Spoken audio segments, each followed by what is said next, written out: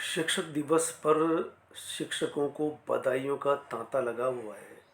ऐसे में शिक्षक दिवस के दिन शिक्षा और शिक्षक की भूमिका पर विचार किया जा सकता है कि शिक्षक की भूमिका लगातार जटिलतम होती जा रही है और आने वाला समय और भी चुनौतीपूर्ण होने वाला है। इस तरह के विचार आज रखे गए एन रघुरामन और विकास दिव्यकीर्ति और भी बहुत सारे शिक्षक जिन्होंने बेहतर काम किया। हाड़ौती के बूंदी जिले में 4 शिक्षकों का नाम आया है, जिसमें से रमेश गुर्जर चढ़ी, सतूर से लोकेश कुमार जैन और लेसरदा से भुवनेश कुमार मीणा और राजेंद्र कुमार निर्मल, जो स्कूल स्तर पर बेहतर काम किया और इसी तरह से राज्य में और देश में जो शिक्षा पर नवोचार कर रहे हैं और इनके द्वारा कही गई बातें सामने आती है और अंत में मैं अपनी बात रखूँगा। तो शुरुआत हम करते हैं। बराक ओबामा क्या कहते हैं?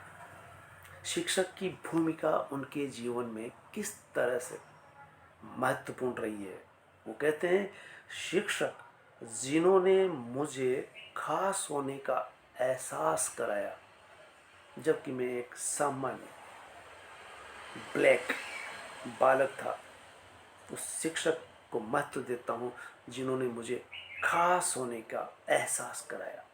इसी तरह से अब्दुल कलाम, पूर्व राष्ट्रपति, जिनको मिसाइल मैन के नाम से जानते हैं, जिनको राष्ट्रपति रहते हुए स्कूलों में जाकर के विद्यार्थियों को, कल के भावी नागरिकों को मोटिवेट करने के लिए स्कूल स्कूल पहुंचते रहे और अंतिम सांस भी पूर्वोत्तर के एक राज्य में भाषण देते हुए स्कूल में अपने अंतिम प्राण त्याग दिए। अब्दुल कलाम कहते हैं कि धैर्य, अनुशासन व जीवन मूल्य शिक्षकों के द्वारा ही दिए जाते हैं, सिखाए जाते हैं। और ख़ास बात कहते हैं कि एक अच्छा छात्र बुरे से बुरे शिक्षक से भी बहुत कुछ सीख सकता है। ये एक बहुत महत्वपूर्ण बात कही है मिसाइल मैन ने, पूर्व राष्ट्रपति ने। वो कहते हैं कि जीवन से जुड़ी बातें भी सिखाई जानी चाहिए। किताबों से बाहर किताबों की रटी रटाई बातें कहना, उससे आदमी मुकम्मल नहीं होता। शिक्षा वो है जो आदमी को मुकम्मल बनाती है, विद्यार्थी का व्यक्तित्व बनता है। शिक्षक और शिक्षा ये भूमिका निभाते हैं। क्या होता है इससे हम बात करेंगे।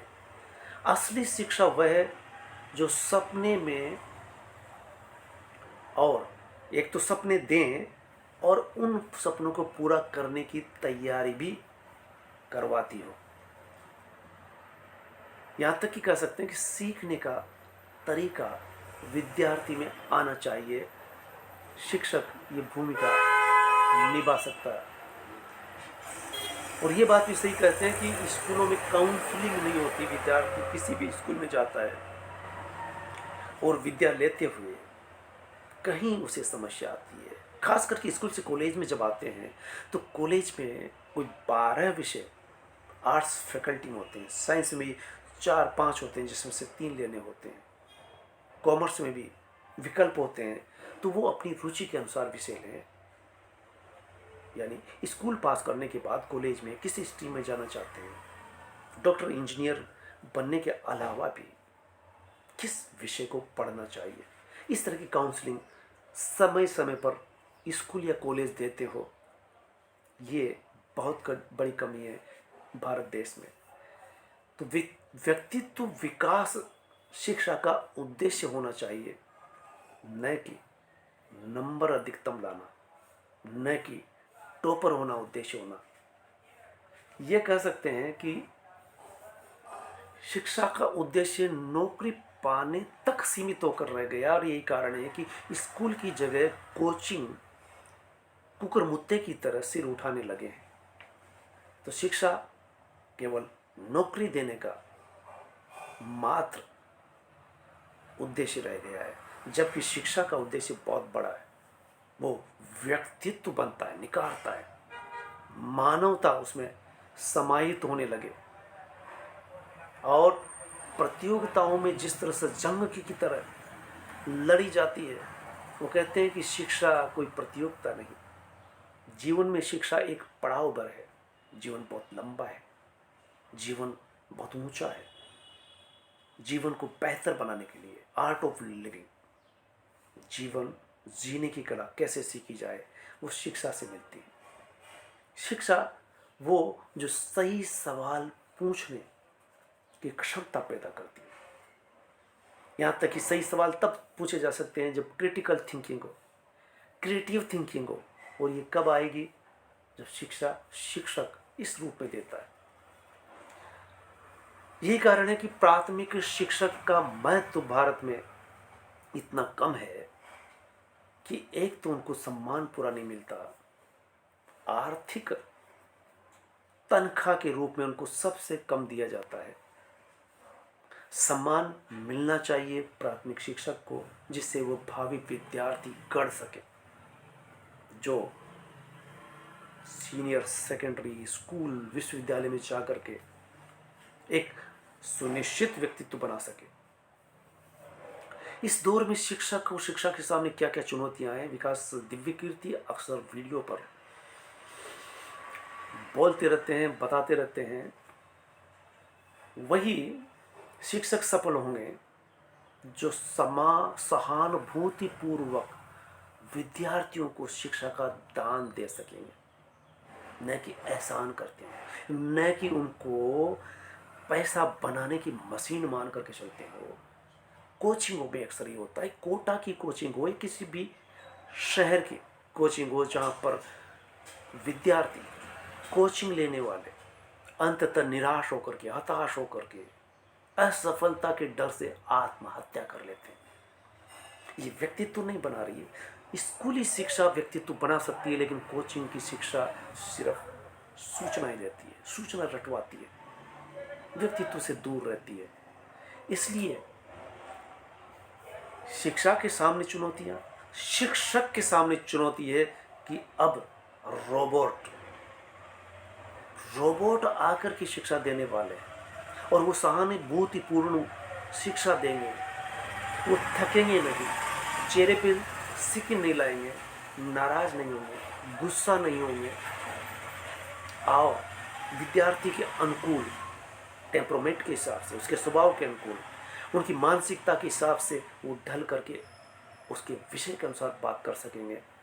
वो रोबोट आने वाले हैं। ऐसे में ये जो शिक्षक है आज के, कल के शिक्षक भी ऐसे अगर होंगे तो शिक्षक का भूमिका संकट में नजर आती है। विकास दिव्य कीर्ति कुछ सवाल छोड़ते हैं जिससे हम कुछ से सहमत हो सकते हैं, कुछ से असहमत हो सकते हैं। वो सही लिखते हैं, सही कहते हैं कि शिक्षा सहानुभूतिपूर्वक शिक्षक के द्वारा कैसे दी जाए, समानता के साथ दी जाए, प्रेम से दी जाए, करुणा के साथ दी जाए। क्या शिक्षक की भूमिका निभा पाते हैं? या सिर्फ कोचिंगों में क्या संभव हो पाता है? शिक्षक वही है जो जीना सिखाए। शिक्षा वह है जो जीवन सिखाए, जीवन कैसे जिया जाए। और ये बहुत अच्छी बात कही है, खान भी अच्छी कोचिंग चलाते हैं। आज भास्कर में उनके बारे में उनके विचार भी छपे हैं। वो कहते हैं सब कुछ खो जाए जीवन में तब भी शुरुआत की जा सकती है, वह शिक्षक दे। और कोचिंग इस मामले में पूरी तरह से असफल साबित हो रहे हैं। कोटा की कोचिंग, कोटा आत्महत्या का गढ़ क्यों बनता जा रहा है?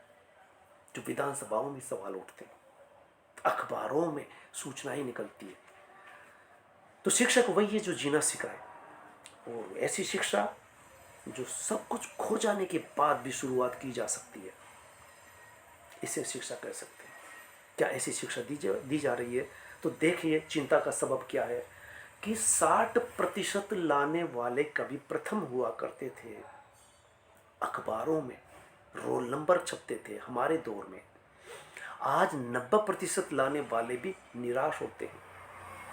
हर कोई टॉपर होना चाहता है, लेकिन कहा जाता है कि शिक्षक का भविष्य आसान नहीं है और शिक्षा भी किस तरह की गढ़ी जा रही है कि आज 90% लाने वाले सही में जांच पड़ताल की जाए तो 60% भी मुश्किल होगा। जिनके 70-75 है वो 60 से नीचे होते हैं और फिर नंबर की दौड़ चल रही है, व्यक्तित्व की नहीं, नौकरी की दौड़ चल रही है। जीवन जीना, साहस, धैर्य, संयम, संतोष कैसे पनपे, इन पर शिक्षा और शिक्षक की क्या भूमिका है, ये एक सोचने का विषय है। एक सवाल किया गया भारत में विद्यार्थियों से कि आप क्या बनना चाहते हो, तो अधिकांश विद्यार्थी शिक्षक के अलावा सब कुछ बनना चाहते हैं, डॉक्टर, इंजीनियर और बहुत कुछ प्राइवेट कंपनियों में। और विदेशों में जब पूछा जाता है किसी भी विद्यार्थी से तो सबसे पहले वो शिक्षक, विश्वविद्यालय के प्रोफेसर बनना चाहते हैं। ये फर्क क्यों है? तो कहा जाता है कि शिक्षक का यहाँ सम्मान नहीं होता, समुचित आर्थिक मानदेय नहीं मिलता, संविधाओं पर शिक्षक चलते रहते हैं, शिक्षकों पर दबाव होता है, ब्यूरोक्रेसी का दबाव होता है, बाबू की तरह काम करना होता है, चपरासी तक का काम करना पड़ता है, समाज में सम्मान नहीं रह गया। तभी कोई भी विद्यार्थी से पूछा जाता है तो सवाल का जवाब आता है कि वो शिक्षक के अलावा बनना चाहते हैं। और विदेशों में सवाल उठता है, कहते हैं कि हम शिक्षक बनना चाहते हैं। ये फर्क क्यों है? ये फर्क को कैसे पाटा जाएगा? तो राजनीतिक नेताओं का, जिनको की सोचने की फुर्सत नहीं है, स्कूल भव्य बने, शिक्षा अच्छे से दी जाए, इसके लिए बजट का अभाव, शिक्षकों का अभाव, समुचित शिक्षकों का अभाव, ये सब कारण है कि शिक्षा किस तरह की दी जा रही है और शिक्षा का सम्मान किस तरह से होता है। एन रघुरामन अक्सर स्तंभ लिखते हैं। वो कहते हैं अपने स्तंभ में कि स्कूल में बच्चों की मानसिकता और समाज में जो कचरा बीनने वाले का बच्चा अगर स्कूल में पढ़े तो दूसरे स्कूल के बच्चे क्या सोचते हैं, इस पर बताया गया है। तो बच्चों में दूरी, ऊंच नीच की, जाति की, ये बढ़ती जा रही है। मानवता कहाँ है? शिक्षा मानवता सिखाती है। तो अच्छा वाकया आते हैं कि वो कहते हैं कि एक बच्चा अपनी माँ से कहता है कि वो जो कचरा बीन रहा है उसके लिए मेरे साथियों ने कहा है कि इसके साथ मत खेलना। माँ, मुझे अच्छा लग रहा है बच्चा, क्या मैं इसके साथ खेल सकता हूँ? तो माँ बड़ी खुश होती है कि बोला कि तू जब ऐसा सोचता है तो ज़रूर उसके साथ खेलो। क्यों? क्योंकि अगर वो, उनके पिताजी कचरा बीनते हैं, सफाई करते हैं और तब हम जाकर के सफाई से रह पाते हैं। अगर वो सफाई करना बंद कर दे तो सारी सारी गंदगी हमारी तक होगी, इसलिए उनका भी सम्मान होना चाहिए। तो ये मानवता का पाठ क्या हम सिखा पा रहे हैं, हमारी शिक्षा दे पा रही है? शिक्षक दिवस पर बधाइयों का तांता लगा हुआ है। तो मैं ये कहना चाहता हूँ, क्या शिक्षक अपनी भूमिका को निभाते हुए कोई आदर्श प्रस्तुत कर पाते हैं? क्या ईमानदारी से काम कर पाते हैं? क्या पुस्तकों से प्रेम करते हुए पुस्तक का पाठ पढ़ा पाते हैं? या पुस्तकों के बारे में बता पाते हैं? क्या आज शिक्षकों को जो पुस्तकालय से बने, वो पुस्तकालय वालों ने उनको किस तरह से पुस्तक पढ़ने के लिए प्रेरित किया, इसके उदाहरण दिए गए। मैं अक्सर पुस्तकालय में बैठता रहा, 2-3 अखबार पढ़ता रहा और मुझे नहीं मालूम तंबाकू, पान, बीड़ी, सिगरेट, इन सब से मैं दूर बना रहा, शायद ये सोच करके कि शिक्षक की जीवन भी एक संदेश देता है। जबकि बहुत सारे मेरे साथी तंबाकू, पान पराग, बाजार में बिकने वाली पॉलीथीन में काट करके मुंह में रखते हैं, पिच पिच इधर उधर थूकते हैं। विद्यार्थी उनको सुन करके, देख करके क्या क्या लेंगे, इसका सहज अंदाजा लगा सकते हैं। अखबार पढ़ने चाहिए, पुस्तक पढ़नी चाहिए और ये मैसेज भी शिक्षक के द्वारा दिया जाना चाहिए, क्योंकि शिक्षा का उद्देश्य सिर्फ नौकरी पाना तक नहीं होता, उसका उद्देश्य बहुत ऊंचा होता है। व्यक्तित्व में उसका असर दिखना चाहिए। तो शिक्षक की भूमिका आने वाले समय में बहुत पेचीदा, संकटपूर्ण होने वाली है, क्योंकि उसके कई विकल्प, ऐप्स आ गए हैं, एआई आ गया है, रोबो आकर के खड़े होकर के शिक्षा देने वाला है। तो ऐसे में शिक्षकों को अपनी भूमिका को भी तराशना होगा, सोचना होगा, चिंतन करना होगा। धन्यवाद। जय